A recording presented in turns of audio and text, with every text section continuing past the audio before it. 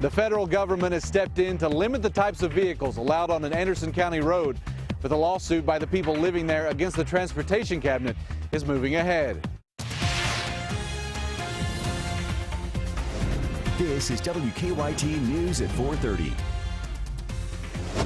Good afternoon on this beautiful Friday. Sam Dick and Amber Philpott reporting. They've been fighting for years to make it safer. Today, a win for people living along a Kentucky highway. Kentucky 151 in Franklin and Anderson counties is no longer listed on the National Truck Network. The move will ban semi-trucks from traveling the road. Our Victor Puente has reaction from the changes from people in the community. It's our top story at 4:30. This move is designed to limit the number of large commercial vehicles on this road. It could also impact the lawsuit the people living here have against the state's transportation cabinet. Earlier today, the Kentucky Transportation Cabinet announced their appeal to the Federal Highway Safety Administration to have Kentucky 151 taken off of the National Truck Network had been approved. They say the change will limit the size and width of vehicles that are allowed on the road while still allowing local commercial traffic to use it. On Tuesday, we told you about the lawsuit filed by two men living along Kentucky 151 against the Transportation Cabinet. They're asking the judge to force them to limit the traffic on this road. One of those men, Tom Isaac, told me they met earlier today with the cabinet to discuss this change. He said the state has taken initial positive steps that may lead to a permanent resolution. He said this doesn't solve the problem, but it helps. At this point, the lawsuit is still going ahead, but he said they'll be meeting with the state to discuss resolving it outside of the courtroom and allowing a judge to help with an agreement. People living on Kentucky 151 say they hope this change has an immediate impact. I really hope it does, because there's a lot of people getting hurt on this road. You know, it's just a lot going on this road. Too much for a two-lane. The first hearing on that lawsuit is scheduled for Monday morning. Isaac told me state officials told him they would be placing signs at either end of this road, letting drivers know that certain types of vehicles wouldn't be allowed. In Anderson County, Victor Puente, WKYT. Transportation cabinet officials say they will be notifying local and regional trucking companies of the changes so they can notify their drivers. Investigators have released some new clues as they try to identify a body found last year. The woman's remains were found off I-65 in Hart County last June. This is a clay reconstruction of what the woman might have looked like. Authorities say she had a necklace with the letter S on it and pink earrings. They're asking anyone with information to come forward. We are getting a break from the storms and the rain to end our work week. It is a beautiful day out there. Highs in the 70s, sunny skies, but the rain is coming back. Let's check in with Chief Meteorologist Chris Bailey. You called it, Chris. Yeah. Perfect day. And now the sun is gone, guys. Clouds are back into the region. We had the 70s earlier this afternoon with that beautiful sunny sky. And the clouds are in as we go through the evening. That's going to be the trend going forward into our weekend. Overcast conditions now across central and eastern Kentucky. Upper 60s to around 70 into many areas. Humidity is fairly low, but it's going to ramp up a little later tonight and into the day tomorrow. Defender radar network with some rain across western Kentucky. Most of that will hold off until late tonight and really into the day tomorrow, being pushed by a big storm system that is out across the plains state. Showers, thunderstorms ahead of that. This is a big outbreak of severe weather that is getting ready to kick off for parts of the Kansas area through Oklahoma into Texas, maybe Arkansas and Louisiana as well. That storm wrapping up and heading our way for the weekend. What does that mean for the day tomorrow? Well, scattered showers and storms. Not going to rain all the time, but boy, we're going to have some boomers showing up on your Defender radar network on the hour, every hour. Just going to be different placement with those storms. When I come back in a few minutes, guys, we'll talk about the possibility of some very heavy rains from the storms this weekend. The father of a man who walked into a Baltimore TV station with a fake bomb yesterday opened up to a reporter from that station. Police say Alex Brizzi walked into WBFF yesterday afternoon dressed in an animal costume with what he said was a bomb strapped around him. As Kim Hutcherson reports, his father painted a picture of a troubled young man. I saw him last night, and he seemed fine. Edward Brizzi seemed to be in shock as he described his son Alex, currently hospitalized after walking into Baltimore TV station WBFF, claiming to have a bomb. It seems like it's a nervous breakdown the other week, you know, and was sleeping in somebody's yard. Took 7 policemen to hold him down. After that, Brizzy said, things got worse for his son. Alex lost his job and broke up with his girlfriend, but seemed to be holding it together. He'd been acting okay, since we could come home, just a little bit reserved. His wife noticed something odd Wednesday night. She went down to his room and she said there's something with a bunch of wires. Brizzy didn't know anything happened at WBFF until his phone rang. About 4 o'clock, my wife called me up and said, get home. And when I got here, there was 7 ATF agents here. Despite his son's injuries, Brizzy isn't holding grudges against the police. They've got to do their job. They can't assume that it's candy bars wrapped around his side. And he's glad his son is alive. It looks like he's going to be okay. That's the main thing. It looks like he's going to survive it. So hopefully, he'll get some help. I'm Kim Hutcherson reporting. Baltimore police say the device Brizzy was wearing was actually made out of chocolate candy bars, wires, and computer parts. This time of year, young girls across the nation are thinking about their upcoming proms and what they'll wear. The fact is, not all of them can afford that perfect dress. As Wendy Gillette shows us, programs across this country are helping out.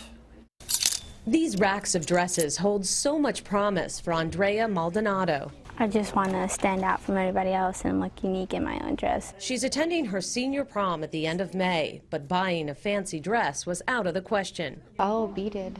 And it comes across, look.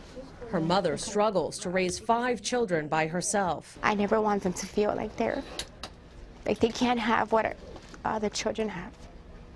Be it a simple dress, a tuxedo, shoes. It's hard. But here in a chilly warehouse in Staten Island, New York, all the dresses are free to girls who need them. Tell all the girls at the school, that this is available to them. Dennis McKeon started the nonprofit organization Where to Turn after 9/11 to help victims' families with their needs, including prom dresses. The prom is a rite of passage, right? Nobody should be denied, the right to go to their prom just because they can't afford to buy a dress. The organization gets donations of 300 to 500 dresses a year. They vary in size and length, so every girl can find their perfect dress. Every state in the nation has at least one free prom dress program. What do you think you're going to look like in this one? I don't know, like a princess. This one made Andrea feel like Cinderella. Wendy Gillette for CBS News, New York. A lot of heart there. The New York City group is one of many that accepts used dresses from all over the country. For more information, simply go to wheretoturn.org. Comedian Will Ferrell under fire for considering a movie role as a former president. The details ahead here on WKYT News at 4:30. Now, your hour-by-hour forecast with Chief Meteorologist Chris Bailey. Beautiful Friday across most of central and eastern Kentucky. That was a little earlier. Now we're clouding it up and the rain's getting ready to roll back in for our Saturday and Sunday. We look at those 9 live sky cams. Jenkins, you are the last holdout of the 9 cameras with a little sunshine. Everybody else with mostly cloudy skies showing up across the entire area. So that is a harbinger of some things to come. Those things being some rain. And the clouds, where they are thicker, keeping the numbers down a little bit. Upper 60s to around 70, parts of northern and western sections of the region. Southeastern Kentucky, where we've had that sun lasting a little deeper into the afternoon, it's upper 70s as of now. Defender Radar Network, it's quiet across central and eastern Kentucky. That'll change up, though, as we go into the western part of the state. Look at the rains now. This is dwindling the farther east that it gets. It's just to the north of a warm front that is draped across parts of the Ozarks into western sections of Tennessee. Big outbreak of tornadoes, severe weather right now across parts of the Plains states. That low works its way toward our region as we go towards Saturday and Sunday. Out and about tomorrow with those temperatures, upper 50s, low 60s to start. Sun and storms, and at any point tomorrow you could have a shower or thunderstorm where you live. Not going to have a shower or thunderstorm where you live at every point tomorrow. It's not one of those wall-to-wall rainy days.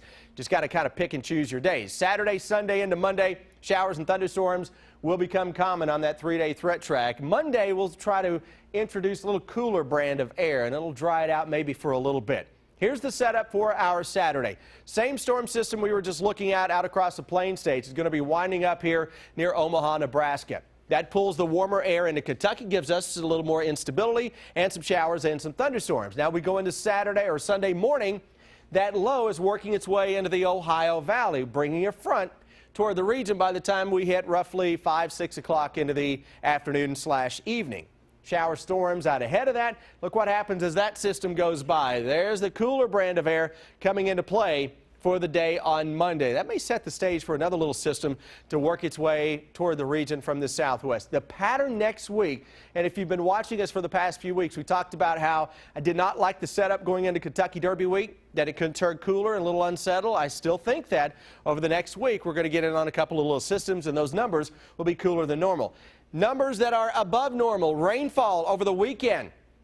A few hot spots thrown in there of greater than 2 or 3 inches. Now, keep in mind, that's a computer model. It's a snapshot, but it's a computer model that we have here at the station that has the highest resolution of any of the models that are out there. What do I mean by highest resolution? That means it has the best vision. It can see the weather better than the other computer models. And it did a good job earlier this week in trying to pinpoint those spots getting greater than 3 inches of rain.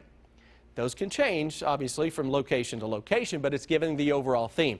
This weekend, yes, we can get a strong thunderstorm or two in there. It's mainly, though, the heavy rain threat that we're going to keep an eye on as we go toward our Saturday and our Sunday. So it's busy. You get the idea, don't you? 73 tomorrow. Some areas may not get to 70. Depends on the rain outside your house. Mid, maybe an upper 70 if we can squeeze out some sun on Sunday. 62 Monday. There we go with that unsettled setup into most of next week. And if you look closely into that forecast period, guys, that Thursday morning, there's a chance for some upper 30s to show up. Hence why we always say wait till after Derby. Yeah. Well, despite the clouds you mentioned, beautiful day. Really pretty. Did you get some mowing done? I did. Yeah, take you the You don't have to ask Amber. Yeah, notice they never ask me. I did not even look at Amber. I'm good. No, she's got help. I'm good. Yeah. Thank you. All right, guys. Tickets are on sale now for Taste of the Bluegrass. I'm Deanne Stevens, out and about at God's Pantry today with more on how you can get in on the early bird special. We'll have more when we return here on WKYT. The crowd that this event attracts is huge. Taste of the Bluegrass serves up the best food and drinks in Central Kentucky, and it is all for a really good cause. It's really a lot of fun. Deanne Stevens is giving us a little taste of what it's all about. Hi, Deanne. Hey, good afternoon, guys. I'm taking a little smell before I take a big bite of this bourbon bread pudding. We're getting a little taste of the Bluegrass a little bit early, and this is, I always say this is like a public service announcement for folks because we want them to get their tickets now. It's like an early bird special, Mary and Gwen. Absolutely. Before May 1st, you can go on our website, godspantryfoodbank.org, and get your ticket for $75. The best value going. And it's always a sellout because it's such a fabulous event. Tell folks about Taste the Bluegrass. It is an offering of the very best food and beverages in Lexington and throughout Central and Eastern Kentucky. We will have more than 60 food and beverage purveyors with us, sampling, just as you see today, their very best dishes, most fabulous drinks, etc. Far more food and beverage than you can consume. Great dance band, The Fever, wonderful auction. Just so much fun. It is so much fun. All right, let's walk down here because at JW's at the Marriott at Griffin Gate, they're serving up, I always say eat dessert first, right guys? Absolutely. What do we have here on the menu? This is our Kentucky bread pudding with our bourbon caramel sauce. And are you serving them in these jars? Because I can just slurp it out, right? Not very good manners, Deanne. You can eat it, suck it up, enjoy it, right? Absolutely. Okay, so you can check them out at Taste of the Bluegrass. Marion, let's move on down here. We're going to have a little Mexican food. I may or may not frequent this place. I'm pretty familiar with Hacienda. Okay, what's on the menu for Taste of the Bluegrass this year? This year, we're going to have cochinita pibil, which is marinated pork. We cook it overnight. We marinate it overnight and we cook it in 5 hours. So it's really, really tasty with a lot of good spices. It's very typical for Mexico.